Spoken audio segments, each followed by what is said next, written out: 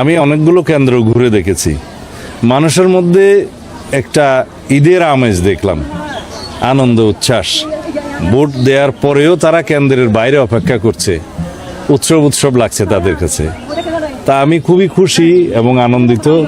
আমার মতো সবাই, সব নাগরিকই আনন্দিত, সব ভোটারই আনন্দিত। আমার মনে হয় যে দীর্ঘ 17 বছর পরে এইরকম একটা পরিবেশে ভোটাধিকার প্রয়োগের জন্য এই জাতি অপেক্ষা করছিল। সমগ্র জনগণ সংগ্রাম করেছে, আন্দোলন করেছে, রক্ত দিয়েছে আজকের জন্য।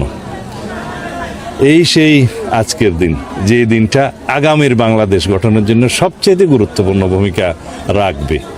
মানুষের আজকের সিদ্ধান্ত বাংলাদেশের ভাগ্য পরিবর্তন করবে, বাংলাদেশের জনগণের ভাগ্য পরিবর্তন করবে। ইতিহাসের বাঁক বদলে দেওয়া শুরু হয়েছে এখান থেকে। আমরা তার সাক্ষী, সবাই আজকে তার সাক্ষী। যাই হোক, আশা করি শেষ পর্যন্ত সব কিছু শান্তিপূর্ণভাবে সমাপ্ত হবে, মানুষ ভোট দিতে পারবে এবং আগামীকালকে ইনশাআল্লাহ ভোরবেলাতেই, তার মধ্যেই আশা করি সমগ্র জাতি এই নির্বাচনের রায় পাবে। সাইবার বুলিং এর বিষয় নিয়ে একটু যদি বলেন, বেশি গুজব সৃষ্টি বা প্রতিদ্বন্দ্বী যারা আছে জামাতের বিশেষ করে, না, কিছু মহল আছে যে অস্বাভাবিক পন্থায় অথবা পিছনের রাস্তায় অথবা কোনো গণতান্ত্রিক পন্থায় তারা তাদের উচ্চাভিলাষ বা উচ্চ আকাঙ্ক্ষা পূরণ করতে চায় ক্ষমতায় যাওয়ার। সেটা আমরা দেখেছি গত কয়েকদিনে। তবে বাংলাদেশের মানুষ সেটা প্রত্যাখ্যান করেছে, করবে। আর সাইবার বুলিং ইত্যাদি যেগুলো আছে, এগুলো এখন ডিসইনফরমেশনের এবং মিস ইনফরমেশন তো বলবো না, ডিসইনফরমেশন বলবো, এগুলোর একটা পার্ট হয়ে গেছে।